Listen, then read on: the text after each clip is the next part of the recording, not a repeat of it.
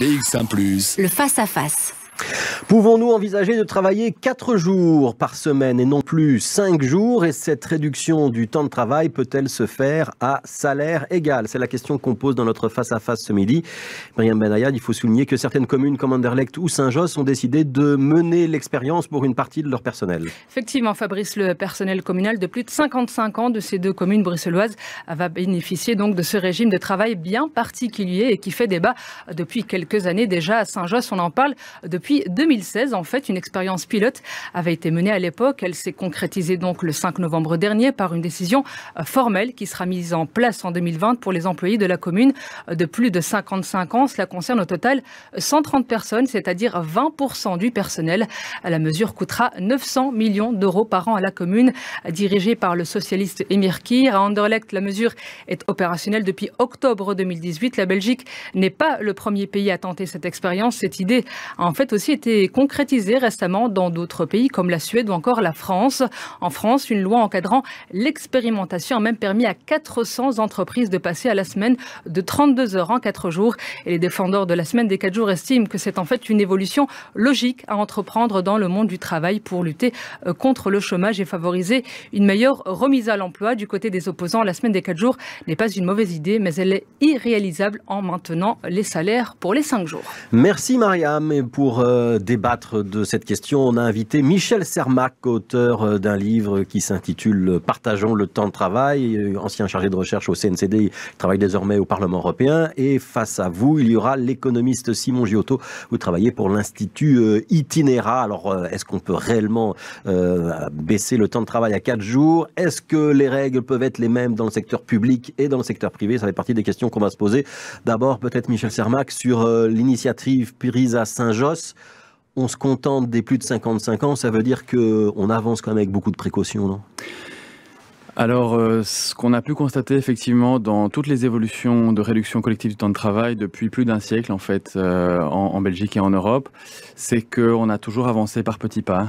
Quand on a fait la journée de 8 heures en 1921 en Belgique ou la semaine de 5 jours contre 6 auparavant en 1960, à chaque fois c'était après 20-30 ans de petits pas, d'expérimentation dans une entreprise, dans un secteur, jusqu'à ce que ça s'impose et ça se généralise. Donc voilà, ici, on se rend compte effectivement qu'on avance petit pas par petit pas, mais tous les pas comptent et vont dans le bon sens. Vous pensez qu'on peut réellement réduire le travail à salaire égal et que ça ne provoque pas de distorsion budgétaire pour les employeurs, qu'ils soient publics ou privés? Alors de nouveau, si on regarde l'histoire sur le temps long, c'est le sens de l'histoire. On travaille en moyenne depuis un siècle, on travaille 2 fois moins et on gagne 5 fois plus. Donc travailler moins pour gagner plus, c'est effectivement le sens de l'histoire. Et on a, vous le disiez, on a coécrit un livre qui est essentiellement centré sur des cas concrets, sur des exemples précis.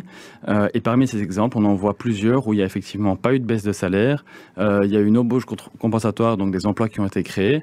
Et tout ça est possible si le bon cadre réglementaire est en place. On y a fait référence tout à l'heure. Il y a une loi qui permettait l'expérimentation en France avec une baisse de cotisation sociale conditionnée à l'embauche compensatoire.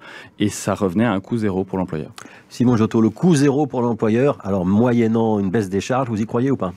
S'il y a quelqu'un autre qui paye, oui, le coût zéro pour l'employeur est possible. Mais l'année passée, il y a des années, il y avait une étude en Flandre où pour avoir une vraie journée de 4 jours avec le même salaire, il fallait une subvention de 40%. Et c'était une étude par un partisan avec des assumptions déjà assez positif. Alors je m'en doute dans la réalité, mais je vais... Donc 40% du salaire devait être pris en charge par un bailleur extérieur. Il y avait une subvention de 40% du gouvernement, oui. Ouais. Ça veut dire que c'est un surcoût de 40%? C'est comme ça que je peux traduire vos propos?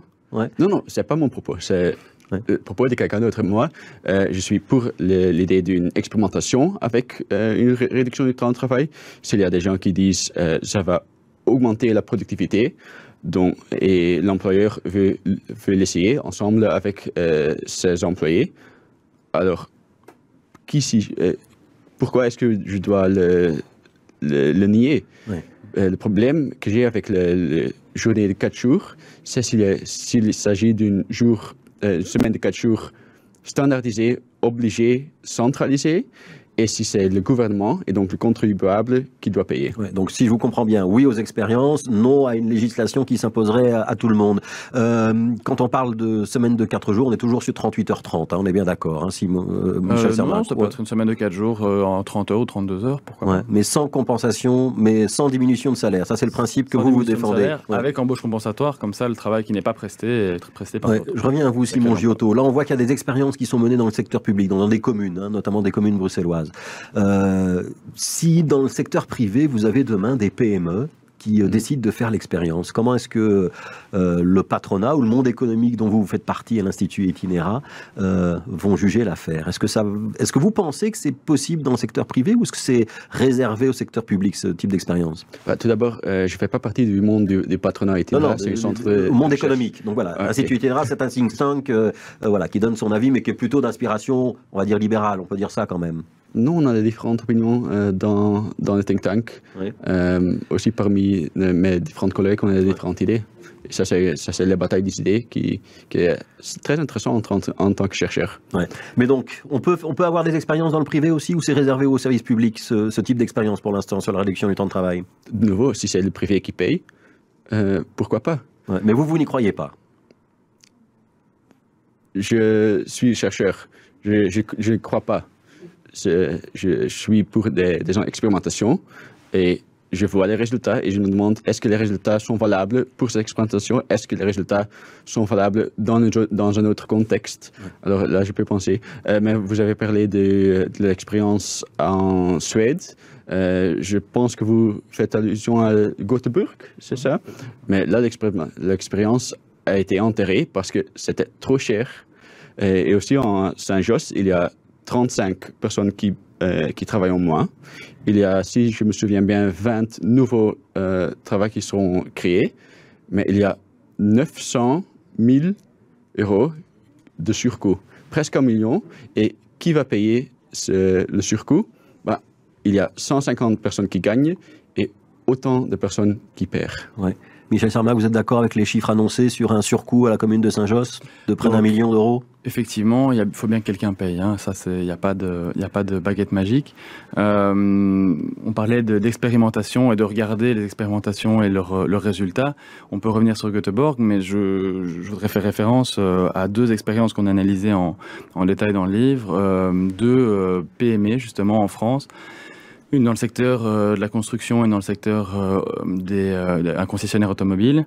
Ce sont des entreprises, des grandes PME, hein, une quarantaine, cinquantaine de travailleurs, qui ont effectivement mis en place une réduction collective de temps de travail, créé d'un côté plus 15%, de l'autre côté plus 70% d'emplois, sans baisser les salaires. Et comment c'est possible? Simplement parce qu'il y a une loi effectivement qui permet d'avoir une baisse de cotisation sociale qui est conditionnée à l'embauche compensatoire. Vous allez me dire, du coup, c'est l'État qui paye. Sauf que l'État, il se retrouve avec des personnes au chômage en moins à indemniser et des personnes qui travaillent, qui cotisent, qui consomment, qui payent de la TVA en plus.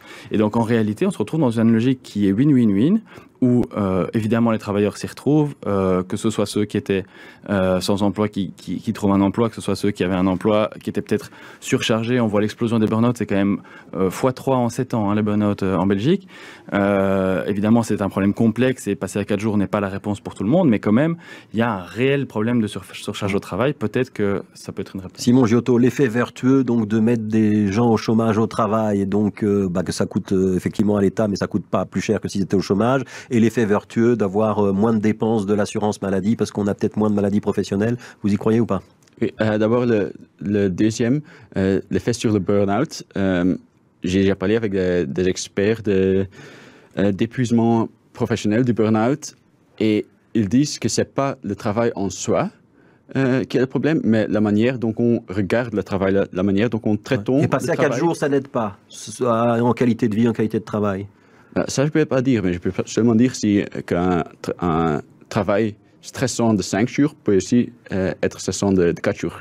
Je ne connais pas les chiffres, donc je peux pas affirmer oui ou non. Et donc sur l'effet vertueux sur les caisses de l'État d'avoir moins de chômeurs et moins de congés maladie, ça vous semble un domaine qu'on pourrait expérimenter ou étudier? On pourrait toujours l'étudier. Et nouveau, si on fait des études, ça donne encore plus d'emplois pour les chercheurs. Ouais. Mais C'est peut-être pas le but de l'émission, mais voilà. Mais le travail n'est pas un gâteau qu'on peut diviser et couper en morceaux. Le travail au niveau macro et la réduction du temps de travail, c'est quelque chose qui est suivi de l'augmentation de la productivité.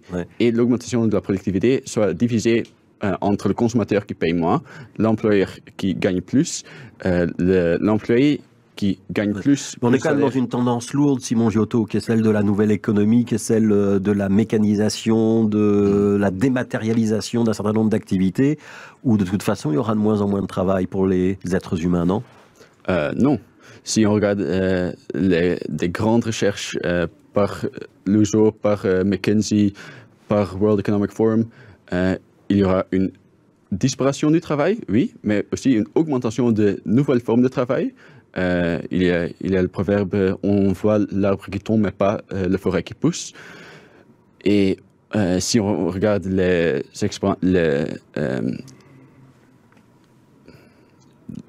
y a un mot qui manque. Il y a un mot qui manque. Les anticipations démographiques, il y a une réduction des personnes en âge de travail. Et déjà, on n'a pas beaucoup de gens qui travaillent en Belgique. Si je vous entends bien, on pourrait réduire le travail si on accepte de réduire nos salaires? C'est ça la piste que vous pensez la plus réaliste? Je crois que c'est un choix que tout le monde doit faire pour lui-même. Donc choix individuel. Oui. Vous êtes d'accord avec ça, Michel Sermac, ou pas? Je ne pense pas que ce soit le sens de l'histoire. Je répète, on travaille 2 fois moins et on gagne 5 fois plus que nos arrière-grands-parents. Donc je pense que c'est une piste qui mérite. Vous pensez qu'elle est inéluctable, cette réduction du temps de travail? Non, et ça dépend vraiment de... Ça doit venir du niveau européen pour que ça soit une réalité? Non, ça peut tout à fait se faire par la mobilisation des travailleurs, comme ça c'est toujours fait. Donc par un conflit social? Pas nécessairement un conflit. Je pense que les 400 entreprises en France qui ont fait l'expérimentation démontrent que ça peut se faire de façon tout à fait apaisée, avec, je le disais, un win-win-win. Et juste pour répondre, parce que je pense que c'est quelque chose qu'on avance régulièrement, cette idée que le travail ne serait pas un gâteau qu'on peut se partager. La taille du gâteau, elle évolue. Je ne sais pas si je peux me considérer comme économiste, mais j'ai eu quelques cours d'économie à l'école de commerce Solvay et je sais effectivement que la taille du gâteau, elle évolue selon une série de paramètres. La réalité, c'est que si on regarde le nombre total d'heures de travail effectuées en Belgique en un an, en 2009, c'était 6,8 millions d'heures. En 1970, c'était 6,9 millions d'heures. Donc c'est à peu près le même chiffre. Donc le gâteau n'a pas bougé. Et entre-temps, on a 1,2 million 200 000 travailleurs en plus qui doivent se partager ce gâteau. Et, bonne nouvelle, on parlait des gains de productivité. Avec le même nombre d'heures de travail, on produit plus de 2 fois plus. Donc on pourrait produire autant et travailler tous moins. Et en tout cas, je pense qu'on ne peut pas complètement balayer l'idée que la répartition actuelle du travail est scandaleuse entre des gens qui travaillent trop, des gens qui n'ont pas de travail, des gens qui subissent des temps partiels non choisis. C'est la majorité des temps partiels. Il y a beaucoup d'études qui le démontrent. Surtout chez les femmes. Surtout chez les femmes. Une meilleure répartition est possible et ça peut créer entre 300 et 500 000 emplois en Belgique. Un dernier mot, Simon Giotto, pour répondre à cet argument que le partage du temps de travail aura un effet bénéfique sur le chômage. Possible ou pas possible? D'abord, il y a le fait qu'il y a cause et effet. Et on ne peut pas simplement inverser les deux et espérer qu'il y a des bons effets.